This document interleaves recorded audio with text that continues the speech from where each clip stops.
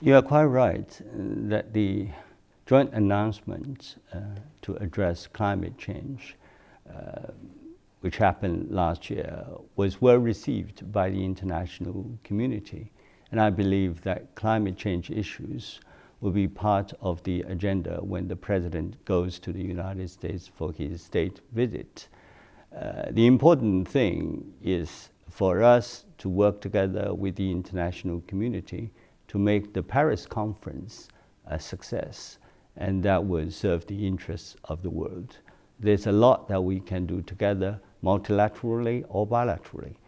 As a matter of fact, there has been a great deal of cooperation between the two countries in clean energy field. About the Iranian nuclear issue, I must say that P5+1 discussion with the Iranians yielded good results. And that is the joint comprehensive plan of action with Iran. And of course, China worked very hard with the United States and with the other partners. We do hope that this agreement will have further good implications for the region as a whole.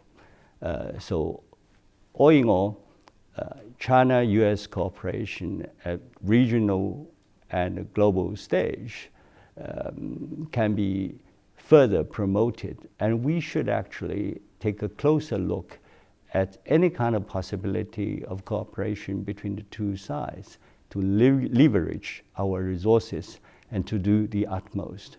Because if China and the United States work even closer together, there's a better chance for addressing some of the urgent issues globally and regionally.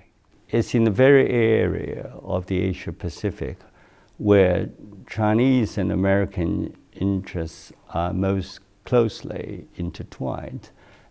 And it is in this area where China and the United States interact the most. So I believe that the two sides have had a cooperation in many areas. Some of them I've already mentioned.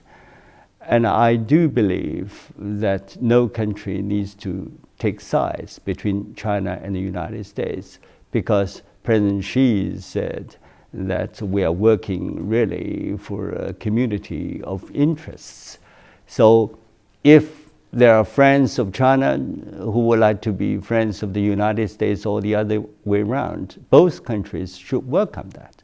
We should have more mutual friends. It's as simple as that. And I do believe that China-ASEAN relationship is on the way up, not only economically, but politically as well. And China and the United States should work together in more areas. For instance, we are helping Afghanistan to train more diplomats, and we are also helping Timor-Leste to have more food security. So in all these areas, we should really expand our vision and to see what can be further done, not only on a bilateral basis, but on a trilateral basis as well. I think the dual-track approach is the right approach, because at the beginning of this century, China and the ASEAN countries have signed on to this declaration of conduct for parties in Southeast Asia, which stipulates that the parties directly concerned should handle their differences through dialogue and negotiation.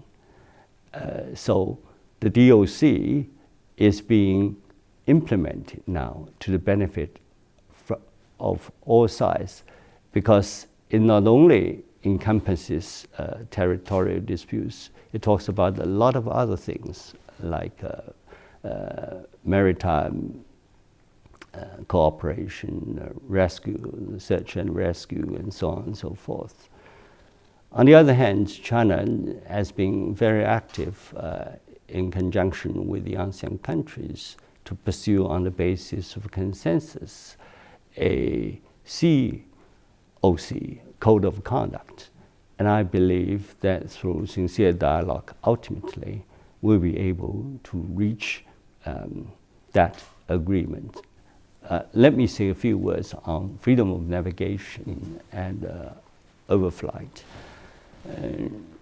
As a big trading nation, China pays a lot of attention to freedom of navigation and overflight, and there is no problem with regard to freedom of navigation and overflight